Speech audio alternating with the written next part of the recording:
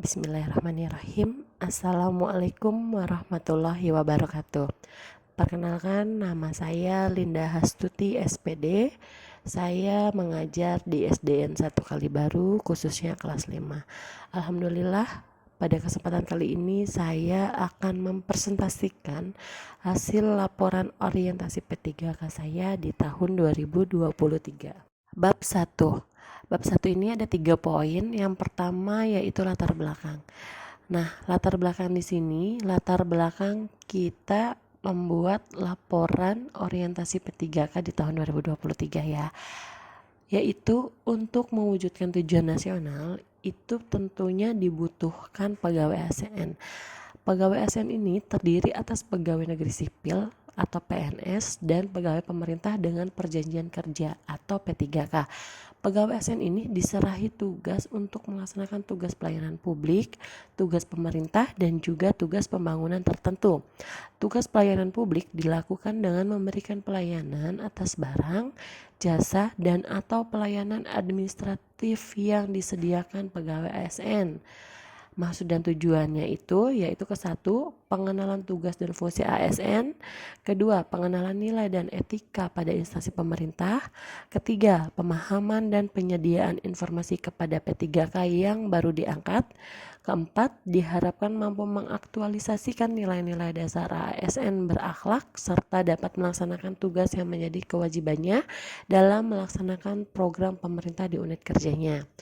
Waktu dan tempatnya, orientasi ini pada tanggal 13 sampai dengan 30 November 2023 dengan metode blended learning atau sinkronus melalui Google Meet dan asinkronus melalui Google Classroom dengan jadwal terlampir, dan dalam pelaksanaannya terbagi dalam beberapa angkatan dari angkatan 1 sampai 9, dan saya dibagi angkatan 4 dengan teman-teman 1 SD.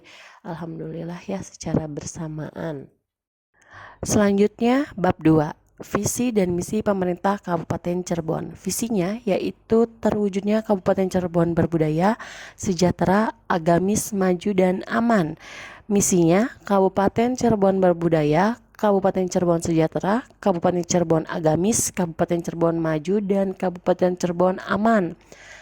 STOK OPD atau unit kerja. STOK pemerintah Kabupaten Cirebon menurut ketentuan pasal 16 ayat 2 Peraturan Menteri Pendayagunaan Aparatur Negara dan Reformasi Birokrasi nomor 25 tahun 2021 tentang penyederhanaan struktur organisasi pada instansi pemerintah.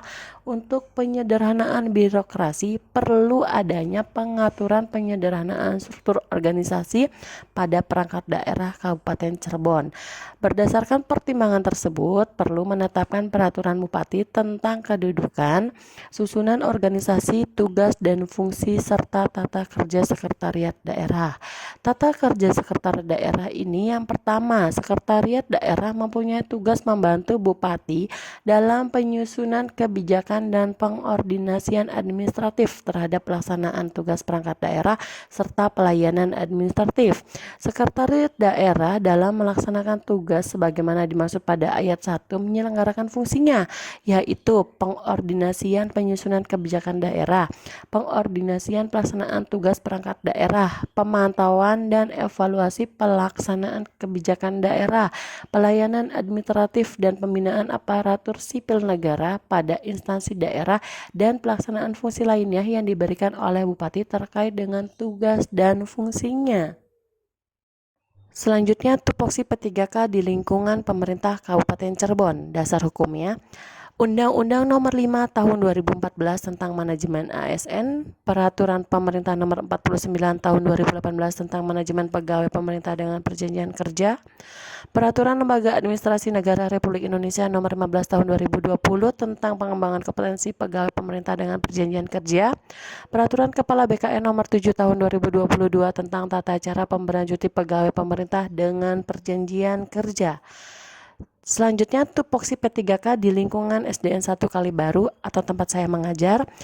Yang pertama, membuat perangkat pembelajaran, melaksanakan kegiatan pembelajaran, melaksanakan kegiatan penilaian proses belajar, ulangan harian, ulangan umum, dan ujian akhir, melaksanakan analisis hasil ulangan harian, menyusun dan melaksanakan program perbaikan dan pengayaan, mengisi daftar nilai siswa, melaksanakan kegiatan pembimbingan kepada guru lain dalam proses kegiatan belajar mengajar, membuat alat peraga, menumbuh kembangkan sikap menghargai karya seni, mengikuti kegiatan pengembangan dan permasyarakatan kurikulum, melaksanakan tugas tertentu di sekolah, mengadakan pengembangan program pengajaran yang menjadi tanggung jawabnya, membuat catatan tentang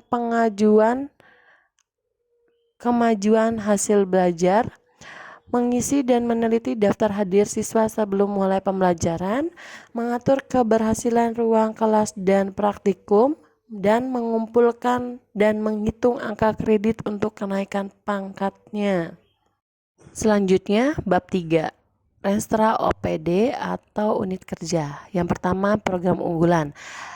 Program unggulannya yaitu Cirebon bebas buta huruf Al-Quran, Cirebon bebas biaya pendidikan dan bebas putus sekolah jenjang pendidikan dasar dan menengah, Cirebon berbudaya membaca. 2. Program pengembangan sarana prioritasnya.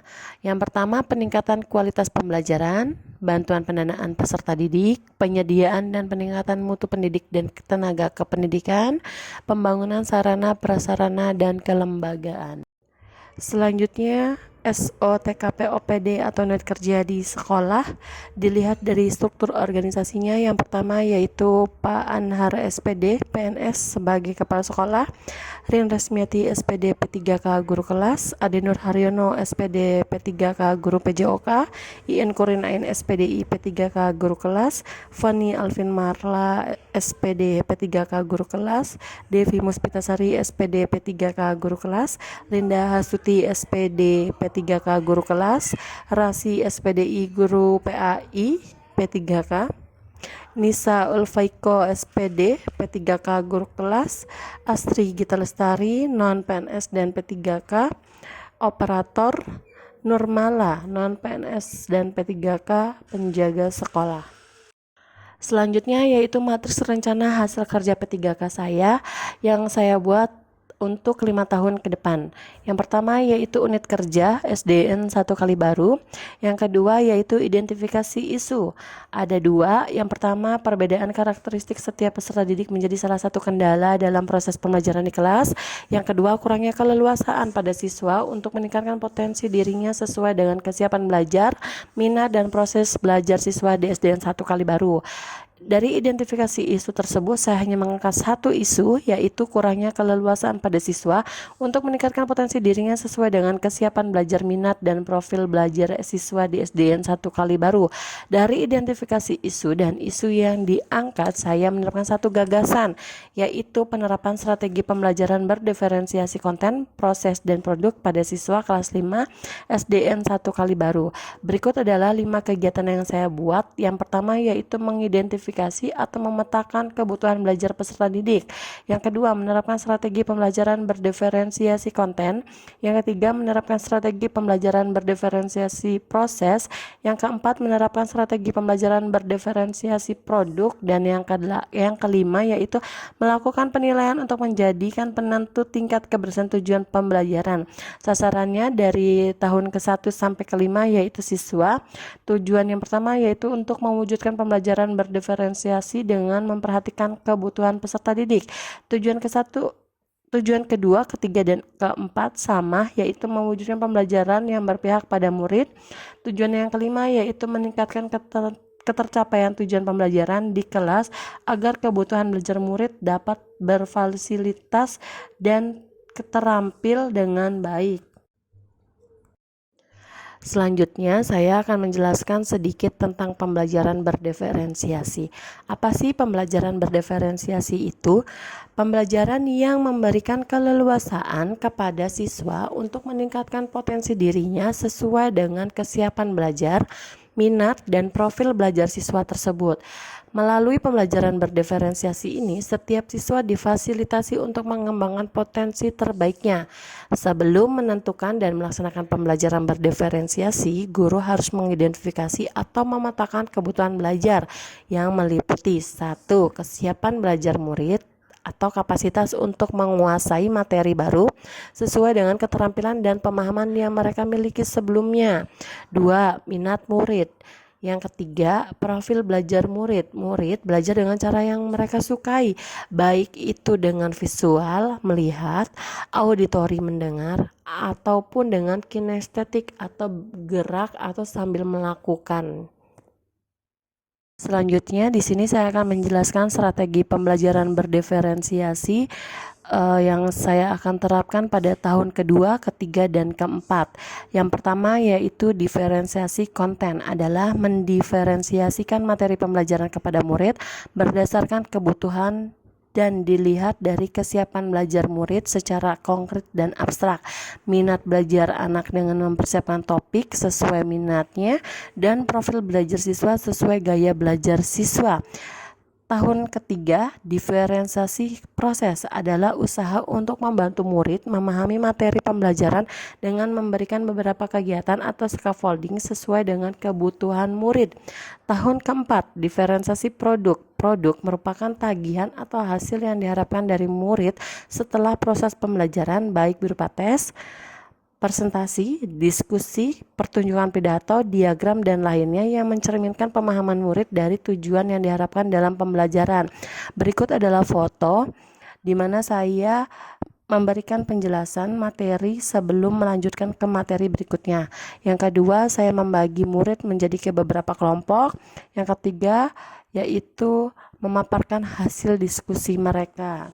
Baiklah, selanjutnya yaitu penutup. Kesimpulannya yaitu laporan orientasi penerapan strategi pembelajaran berdiferensiasi konten, proses dan produk di kelas kami buat agar bisa meningkatkan koordinasi dan kerjasama di instansi masing-masing agar tercapai secara optimal. Banyak pelajaran dan arahan serta motivasi yang kami dapatkan selama mengikuti kegiatan orientasi ini, dan semoga pembelajaran yang kami dapat menjadikan penyemangat saat kami melaksanakan tugas di instansi kami. Sarannya yaitu kita sebagai pendidik kedepannya dapat menjalankan tugasnya dengan baik sesuai dengan tugas dan fungsinya masing-masing. Bimbingan dan motivasi dari hasil orientasi untuk meningkatkan etos kerja supaya mendapatkan hasil yang optimal demi capainya tujuan pendidikan sesuai dengan visi dan misi kabupaten. Alhamdulillahirabbil alamin. Sekian presentasi dari saya, kurang lebihnya mohon maaf. Wabillahi taufiq wal hidayah. Wassalamualaikum warahmatullahi wabarakatuh.